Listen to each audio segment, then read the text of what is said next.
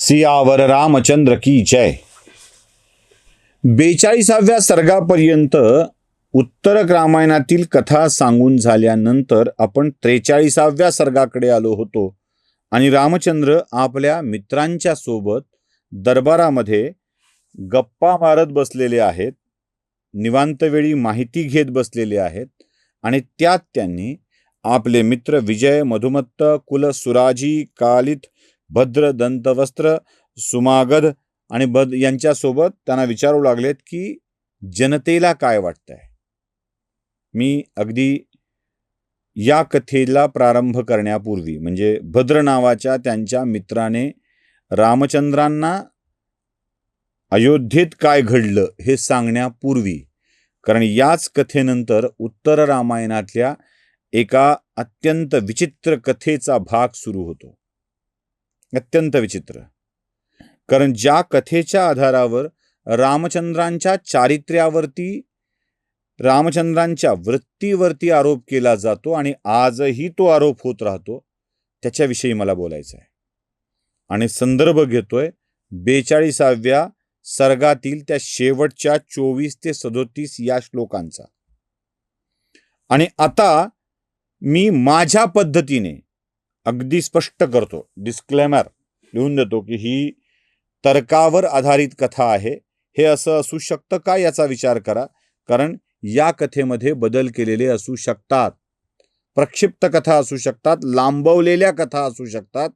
43व्या सर्गानंतर 43व्या सर्गापासून ही कथा लांबली गेली आहे का याचा विचार करायला हवा. पुढे घडलंच असेल तर काय घडलं असेल, कारण त्याला आधार आहे, नुसतं फेकलेलं नाही आहे.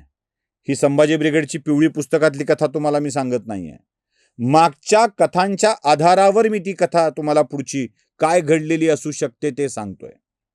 माझं मत आहे, अर्थात हे माझं मत आहे, लोकांना चुकीचं वाटू शकेल. आधार कोणकोणते ते सांगतो. आधार हे की रामायणाची कथा युद्धकांडानंतर संपते. युद्धकांडानंतर रामरायांचा अभिषेक आणि रावणाची कथा सांगणारे ऋषी दरबारात आले. ही कथा एक वेळेला आपण योग्य म्हणू. तिथून सगळ्यांचं राज्य उत्तम सुरू झाले असताना सीता गर्भवती होणं आणि सीतेच्या मनात त्या भावना निर्माण होणं की मला वनात जावं वाटतंय, तर ती इच्छाही पूर्ण केलेली असू शकते. याच वेळी तुम्ही एक गोष्ट लक्षात घ्या, तो काळ गुरुच्या घरी जाऊन शिकण्याचा होता, म्हणजे गुरुच्या आश्रमात जाऊन शिकण्याचा होता. त्यामुळं आपल्या मुलांना गुरुच्या आश्रमातच शिकायला पाठवलं जायचं. रामचंद्रही गुरुगृहीत शिकायला गेलेले होते, भगवान श्रीकृष्णही गुरुगृही शिकायला गेलेले होते. द्रोणाचार्यांच्याकडं पांडवांनी शिक्षण घेतलेलं आहे, हे विसरू नये. त्यामुळं रामचंद्रांची मुलं गुरुच्या घरीच शिकायला गेली असं गृहीत धरावं लागेल. त्या आधारावर ही कथा मी तुम्हाला सांगतो. आणि इथे रामायणाची, उत्तर रामायणाची मूळ सगळी कथा संपली पाहिजे, पण तरीही ती पुढे अनेक सर्ग चालत राहते. ती सांगणारच आहे, थांबणार नाही आहे. पण त्याआधी तुमच्या डोक्यात ही कथा घट्ट बसावी यासाठी कथा सांगतोय. झालं असं असावं असं की रामचंद्रांच्या समोर माता सीतेने आपल्या मुलांचा जन्म ऋषींच्या पुण्य भूमीत व्हावा, आश्रमात व्हावा अशी भावना व्यक्त केली. रामचंद्रांनीही सीते तुझी ही इच्छा उद्याच पूर्ण करतो म्हणून माता सीतेला पुन्हा एकदा गंगेच्या काठावर असलेल्या वाल्मिकी ऋषींच्या आश्रमात पाठवून दिलं. कारण वाल्मिकी ऋषींच्या आश्रमामध्ये साहित्य, शस्त्र या सगळ्यांचं उत्तम शिक्षण मिळेल. वाल्मिकींचाच आश्रम का निवडला, तर जे यापूर्वी वाटमारी करणारे होते ते नारदांच्या उपदेशाने एक थोर ऋषी बनलेले होते आणि त्यासोबत त्यांनी रामचंद्रांवरच्या ग्रंथाची निर्मिती, महाकाव्याची निर्मिती सुद्धा केलेली होती. त्यामुळं आपल्या कुळाचा इतिहास आपल्या पुत्रांना समजावा, सोबतच वृत्तींमध्ये होणारे बदल कसे असतात ते देखील समजावं, यासाठी रामचंद्रांनी गुरु म्हणून वाल्मिकींची निवड केलेली असणार. गर्भवती असलेल्या सीतेला वाल्मिकींच्या आश्रमात नेऊन सोडायचं तिथेच मुलांनी शिक्षण घ्यायचं. शिक्षण घेऊन ती रामकथा पूर्ण ऐकायची, श्रवण करायची आणि ती सांगण्यासाठी म्हणून रामकथा, रामकार्य पुढे चालू देण्यासाठी म्हणून परत त्यांनी राज्यात यायचं हे ठरलेलं असणार.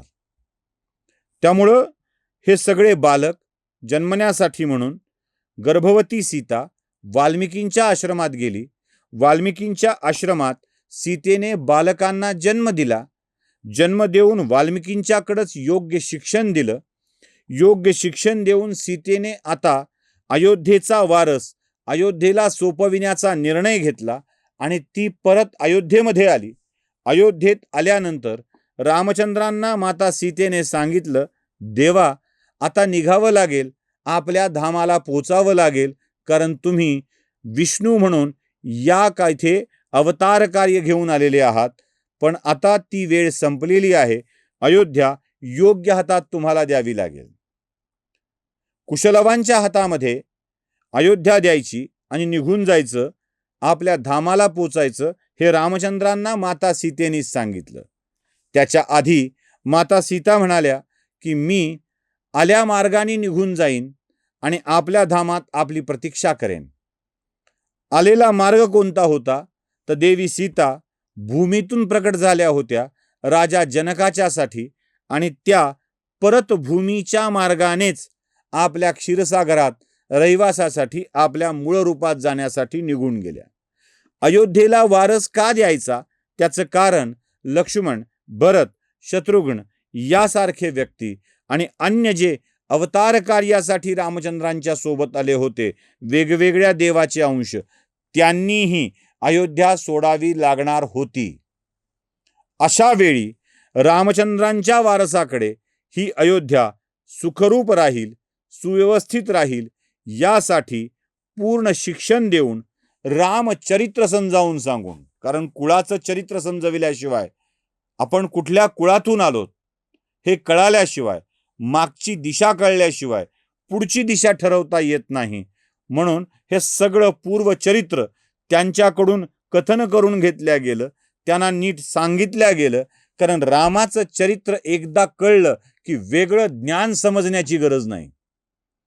जगाचं सगळं ज्ञान रामचरित्राच्या मध्ये आहे आणि ते रामचरित्र वाल्मिकींनी या 2 पुत्रांना समजावून सांगितलं. 2 पुत्रांच्या हाती राज्यकारभार दिला. देवी सीता रामचंद्रांच्याकडे या सुपूर्द करून निघून गेल्या आणि पाठोपाठ रामचंद्रांनीही आपलं अवतार कार्य संपवलं. अशी ती कथा. पण मधल्या काळात झालं काय?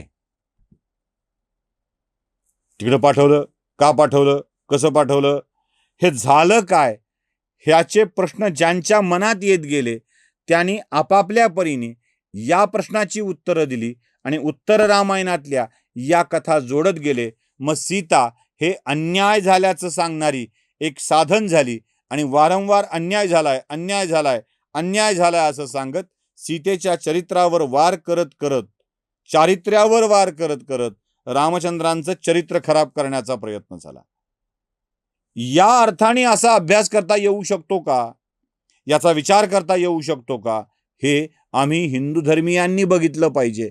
कारण सीतेचा त्याग आणि धरणीत जाणं या कथाचा वापर करून, घुसवलेल्या कथांचा वापर करून सीता चारित्र्य आणि रामचरित्र या दोन्हींनाही बदनाम करण्याचा प्रयत्न होतोय. हे लक्षात घेणं आवश्यक आहे. ही गोष्ट डोक्यात भिनवा आणि उद्या ऐकायला तयार व्हा. रामचंद्रांच्या मित्रांनी त्यांना काय सांगितलं, त्यावर रामचंद्रांनी काय केलं, हे सगळं अर्थात मी मिथक म्हणूनच सांगणार आहे. नमस्कार.